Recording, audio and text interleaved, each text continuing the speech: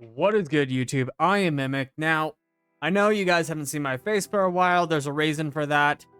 Maybe eventually I'll make a post about what's going on, but in the meantime, we're going to go over the next details for the next patch, which is called Wither to Shine. Now, I have a bunch of notes. We're just going to go over everything quickly. So, let's go over everything that we need to go over first, the most important details, and the ones that you care about the most. First up, we have the S-rank Ishmael Farthalion, who is going to be a unique class called Observer, and she's going to be a 100% void unit. She's going to be able to serve as either a tank or amplifier, depending on which class is not on the team, meaning she's not a replacement for Luna if that was your intention at all. The other S-rank coming out is going to be Lilith Daemonessa, a very hyped unit, alongside Ishmael, and she is going to be a Dark Amplifier. So Dark Team is finally getting some love. Sadly, still no Dark Tank, but it is what it is. These are the two biggest details, and the ones that you guys care about the most is the next characters. Now, I'll make some guides on them when I get access to more information down the road. However, let's keep going over some notes. So we got some codings coming out. Luna's gotcha coding. Holy shit. That coding looks amazing. I'll have it probably up on screen right now or something. I've made a whole ass video going over how much I love Luna. You know I'm dropping 100 that second and pulling that coding. Love it. Obviously, both Lilith and Ishmael are going to have SFX codings for their debuts as well. And then we're also getting some more codings as well. Now, I can't read Korean, so I don't know what the rest of this all says. That's fine, because we got patch notes over here that I can just go over. So, first, and this is the second most important detail alongside the S ranks. Another S rank, that being everybody is getting a free Alpha Crimson Weave. That's right, boys.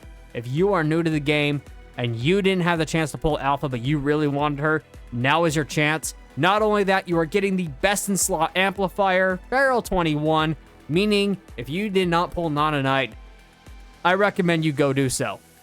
Now, Alpha's signature weapon is also going to be free from this as well, along with her Cub Motorbolt. However, Barrel 21's weapon is also going to be free from what I'm seeing from the patch notes. However, her Cub is actually going to be part of a paid bonus that goes along with it that costs 68 rainbow cards. So you basically upgrade it like the Battle Pass. Now, I talked about this a little bit in my last video, but there's going to be a paid selector that goes all the way up to Nanami Star Trail. Now, this paid selector is going to be good for anybody who is missing a character from the past that they don't have access to, or they're trying to triple S a unit that they didn't have triple S. Like, say if you're trying to triple S Pharaoh 21 to get that sweet triple S amplifier bonus. Regardless of the reason, it's great if you don't have a unit. However, you need to be careful before you decide to start spending on that, as that is still a whopping 15,000 BC that you could be using on Lilith or Ishmael, so keep that one in mind. Now let's go over to some of the more important details. Resources are going to be reworked, along with all resource options. They're all being closed down. So I know in my last PGR's beginner's guide, I said basically everything in the resources tab is useless except for simulated battlefield. Well, it's all going away. They're getting rid of all of it except for simulated battlefield. And the special support tokens that were farmable from combat supply are now going to be farmable inside Simulated Battlefield's event shop as well. So everything is just going to be inside the event stage. There is no more resources tab, but I got some good news. The event farming stage, Simulated Battlefield that we just talked about, is now going to be unlocked for all Commandants after clearing Normal Story 2-2. And Phantom Pain Cage is going to be unlocked at Normal Story 5-7, or if you hit level 40, which should be very easy for new Commandants. Warzone is going to be unlocked after Normal Story 3-12, or if you hit level 30. Guild is going to be unlocked after a normal 4-5 or level 40. Arcade Anima is going to be unlocked at level 30. Operation Guardians is going to be unlocked after clearing normal 2-12.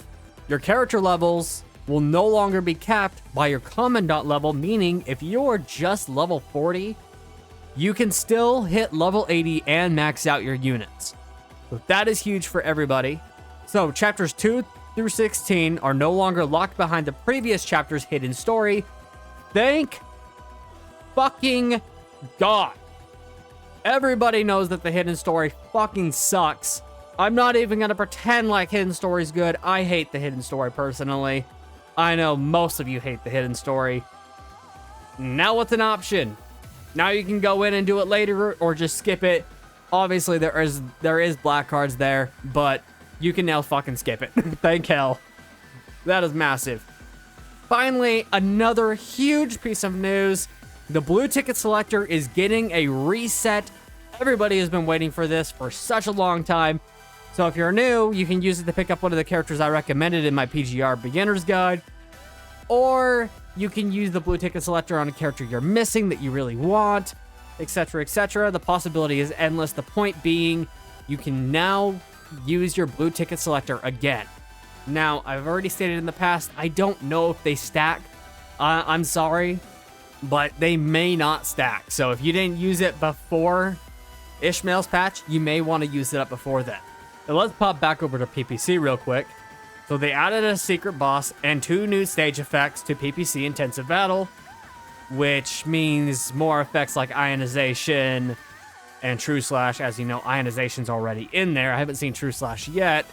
The story content from Memory Rescue is being removed, meaning it's only combat now. So if you wanted to read the Memory Rescue stories, they are being removed. I don't know if they're going to be added to the codex or not, but they probably should be, I would imagine, if you've already done them. Circuit Connect is now being added to Special Challenge.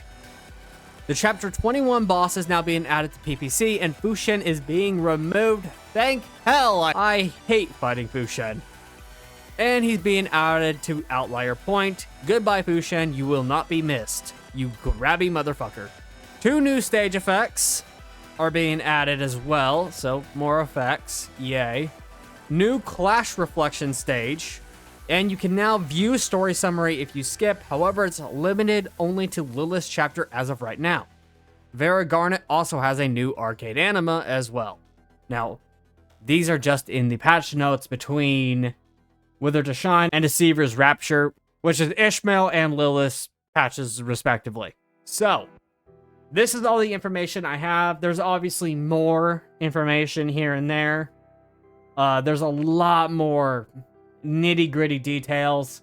I just went over everything that I thought was important for all of you to know. So, well, everybody, with that, let me know what you're excited for in the upcoming patch details, right?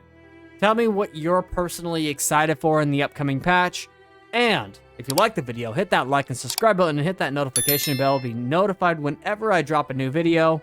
I have a growing Discord where it's easiest to reach me and a bunch of veteran players if you have any questions or just want to hang out with a super cool community. With that, everyone, have a great rest of your day, and I'll catch you on the next video. Take care.